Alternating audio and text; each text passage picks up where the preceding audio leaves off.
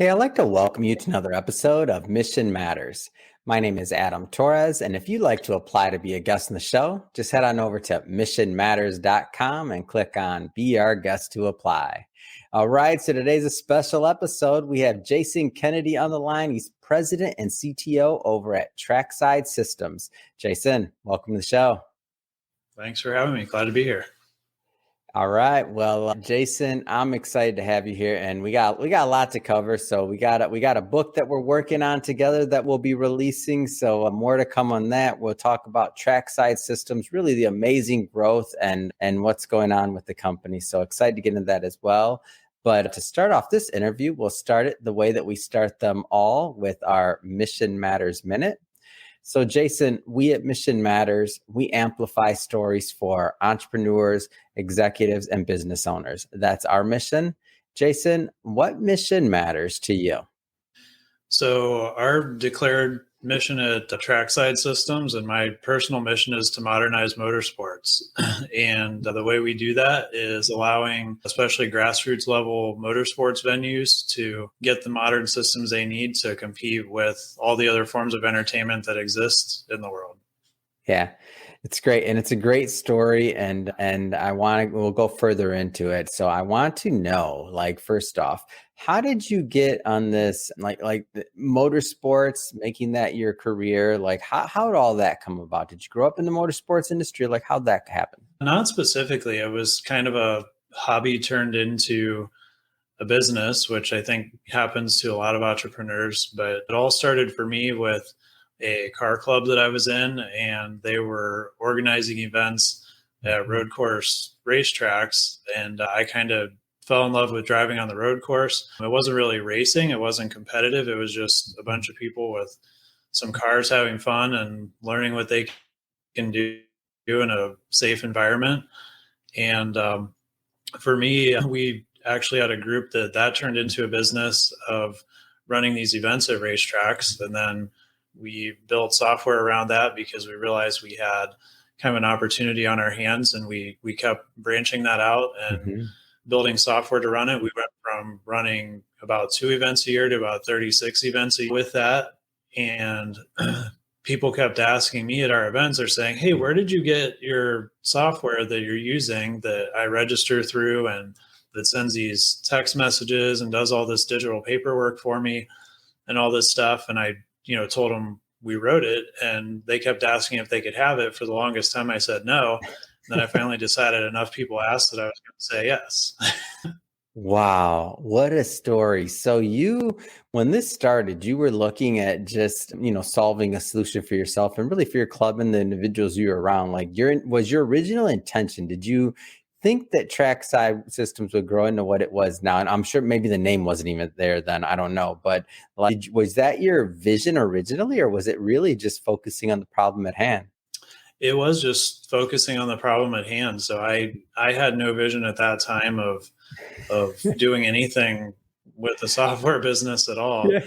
And, we sort of fell into it. We did start to internally call it Trackside because we didn't know what else to call it. Mm-hmm. So the name kind of started before we really even thought about it being a separate product. But yeah, that's how it happened. Oh my gosh, that's a great story. And when I think about a lot of individuals that maybe kind of had something that they started, they were maybe working a full-time job, doing something else, and then whatever the business is, they started and it's a side hustle. Maybe they're not even charging for it at first, and it's just something that they want to do or they have a passion for, and they grow that passion into what then ends up being a business. Those are some of my favorite stories. So as you're getting your initial clients and you're maybe developing that vision in the early days, when did the light bulb go off for yourself or the group that you were working with? When did the light bulb go off when you're like, this is a real business? When did that moment happen? It was at some point in 2018. We really said, okay, you know what? Enough people have asked about this. We obviously are solving a very real problem since people keep asking us about it. And so we did a pilot program with a drag strip in Ohio, and they were our first kind of pilot customer. When they started trying it out, we collected a lot of feedback. We had a lot of work to do, to adapt it. So we were a traveling roadshow type of events organization, whereas they were a fixed facility. So we had a little bit of work to do to adapt it, but we just did the classic thing where you listen to the customer and you keep, evolving the product. And after a solid year of iterating with them, we started getting referrals through them, started to get word of mouth. We did no real marketing of it at all until really kind of starting last year, where we started going to some motorsports industry trade shows and things like that. But it all spun off of that early, proof of concept pilot customer. Mm-hmm. Let's go and let's maybe stick with the either the early days, or maybe obviously there's some tracks out there that are not currently using trackside system. So what is the problem, and what are some of the things that you were solving with the software? Like, what's some of the initial problems that the venues were having? So for what we noticed was, especially at the grassroots level tracks, and what I mean is, you've got the Indy 500, the Daytona 500, all these big NASCAR tracks, IndyCar tracks. That's not who our market is. So those tracks, they've got a lot of robust systems and things that they're using. So when we say grassroots level track, it's more your regional kind of drag strips, circle tracks, dirt tracks, things like that. So probably most people in America live within an hour or two drive of one of those. And so what we saw at these grassroots level tracks was that to get into an event, it may take you 2 or 3 hours. And it was just crazy because they were only accepting cash at the gate. The waiver that you had to sign was on paper. The drivers have to fill out what's called a tech card, which just basically says that their car meets the requirements to race in the event. And they're doing all this fumbling around with paper and cash at the gate. And that's kind of the number one issue was, when you go to higher end motorsports, you can buy your tickets online. You're scanning a QR code, you're in there in seconds, right? You can get dozens of cars through every few minutes. These things you're spending 3 and 4 minutes per car just to get them in. So that was the number one issue we aimed to solve. Yeah. And so I'm just thinking user experience for these tracks.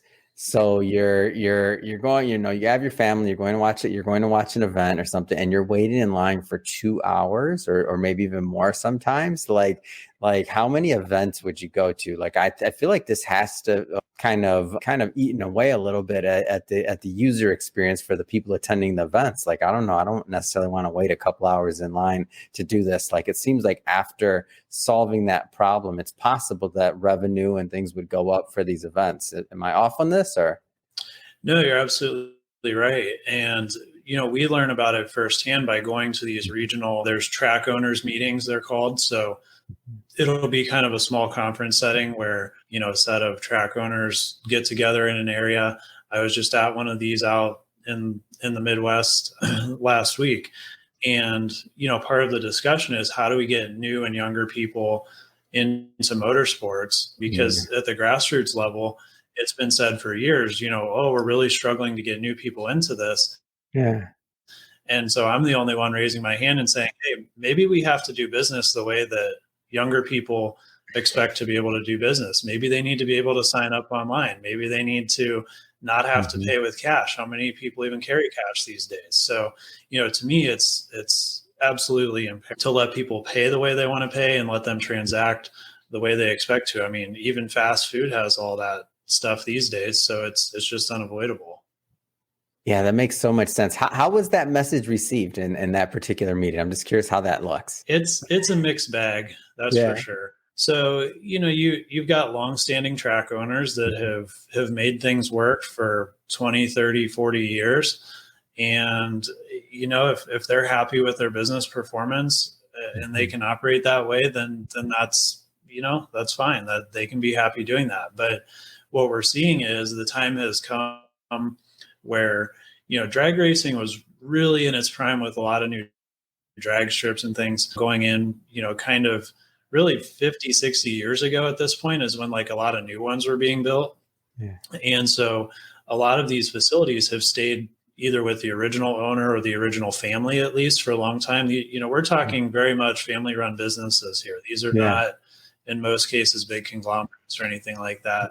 So and when they don't have outside perspective, they do things the way they always have. But now what we're seeing is it's time for kind of a generational turnover. And Mhm. so there's a lot of new track owners that have experience in other areas, Mhm. and they see the need to modernize. And so that's kind of been what our early successes have been, is when a track changes hands and there's a new owner with kind of a new vision. But some of the ones that have been doing it a long time are coming around too. It takes time. And in the presentation Mhm. I gave last week, I even said, do you think any of your customers buy concert tickets, travel on airplanes, go to amusement parks? All those industries are digitized. So if you think that they do any of those things, and probably everybody does some of that, then they expect you to be able to do it too. Yeah. And so it seems to me like that when you look at other industries, right, like that have gone through this digitization process, usually there's a definite like lift once they're on the other side of it. It can be painful, right, as they're going through it, like many other Sure. industries outside of just entertainment. But on the other side of that, it's like usually the audience grows, usually the content gets better, usually there's more resources to reinvest in the experience, whatever it be. And usually the market can expand and some good things can happen. So it sounds to me like this whole industry is ripe for maybe another renaissance as it goes through that digitization process.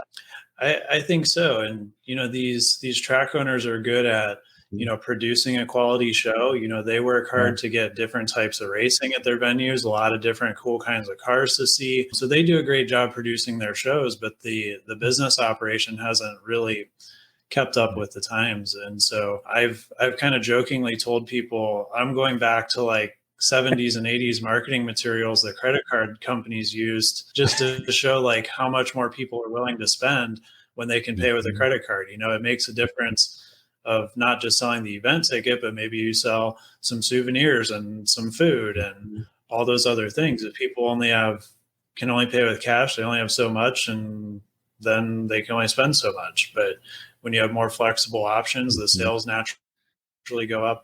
And we see that with our customers all the time. They get kind of hung up on, some of them get kind of hung up on credit card processing fees and things like that, which we can make very manageable. But once they see the lift they get, it's like, this is well worth it. And Yeah. everybody has a better experience. Everything works better and everyone's happy. So we talked a little bit about the starting of the company really and its roots. Let's talk about the growth of the company and maybe where you're at today. So, years later after that, those early days of, just creating the software for yourself to solve your own problem, where are you at today with the business? So we've hit some very significant milestones. So one of them is we're now the official technology partner of the World Drag Racing Alliance, which is a new Amazing. sanctioning body. So we're not only digitizing the actual event operations and event transactions, but now to apply to get a race license is now digital, which, believe it or not, in 2023 is the first in the industry.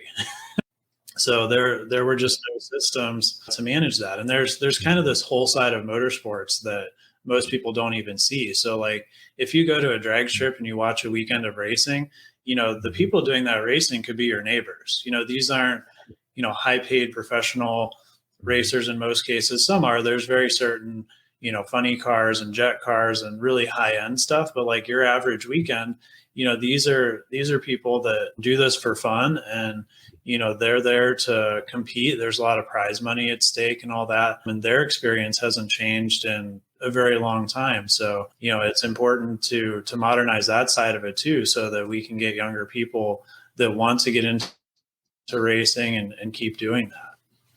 Hmm.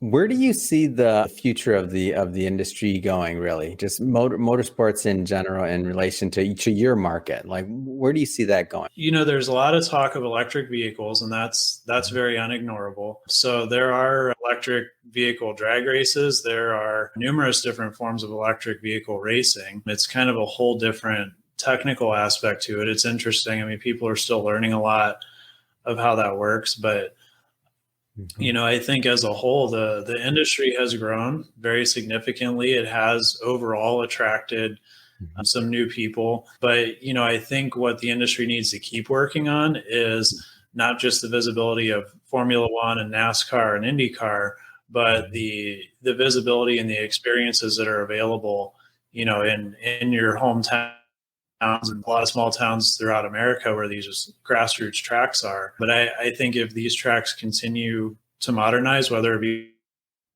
with our systems or someone else's, I think the future is bright if the industry continues to modernize and do the business the way people want to. This is great. It's a great story, and from the roots of where it started to where you're at now, to me, and then to see really where you're at the intersection of digitization for the industry overall. A lot of potential, a lot of growth. I know that this story is just getting started as far as I'm concerned, especially as the whole industry starts. I think it's just going to open up so much more opportunity for people, jobs, participation, revenue for the owners. I mean, it's just a lot of win-win scenarios that are being created here. Great entertainment, of course, better access to that entertainment. There's just a lot. I want to jump around here a bit for a moment. So I do want to spend a minute or two on talking about the book, the upcoming book that we have together. We're not going to do, for everybody watching this, just so you know, we're not going to do a deep dive into it. That we're just going to spend a little bit of time on it because we will be bringing Jason back onto this and onto the platform so that he can also do a deep dive into the book once it's actually live and available to be purchased. But again, today we're going to keep it high level. So Jason, what are some of the things that you maybe plan to propose or present in the upcoming book? It is going to be a lot of the theme of that modernization and that type of thing, but it'll also be a little bit of my personal story. I mean, I had a whole 20 plus year career in corporate IT, and that whole world of corporate America I've learned is just not for me, and I'm having a much better time with working with these racetracks and track owners. I think that you'll hear a lot in the book about just entrepreneurship and identifying opportunities, acting on those, and you'll probably kind of get an undertone of how much I enjoy the small business world against the corporate world. Yeah. All right. I'm going to cut that off there just for everybody watching. Don't worry. Again, we're getting this. That's what we call the teaser. Okay. So you're being teased, but Jason will be back on the show and the book will be out then. And we do sell books, so we'll definitely sell you some books. But Jason, I just have to say it has been great having you on the show today. Get to know more about your story, your journey, Trackside Systems, the phenomenal growth you're having, the differences you're making in the lives of families and really in entertainment. So I think it's awesome. That being said, if somebody is watching this or listening to this and they want to learn more about Trackside Systems or to follow your journey, what's the best way for them to do that? You can check out tracksidesystems.com. That tells you all about our product, what we do, how it works, all that good stuff. Otherwise, if you want to connect with me for any reason or follow my story, I try to post kind of what's going on in my world as much as I can keep up with on LinkedIn. So you can find me on LinkedIn. Fantastic. And we'll put all that in the show notes. So we'll put all the hyperlinks and all that good stuff in the show notes so that our audience can just click on the links and head right on over. And speaking of the audience, if this is your first time with Mission Matters, we're all about bringing on business owners, entrepreneurs, and executives and having them share their mission, the reason behind their mission, and really, what gets them fired up to go out into the marketplace and make a difference. If that's type of content that sounds interesting or fun or engaging to you, we welcome you. Hit that subscribe button because we have many more mission-based individuals coming up on the line and we don't want you to miss a thing. And Jason, really thrilled to be working on this book with you. Excited to have you back on the show. And again, thanks again for coming on today. All right. Thank you.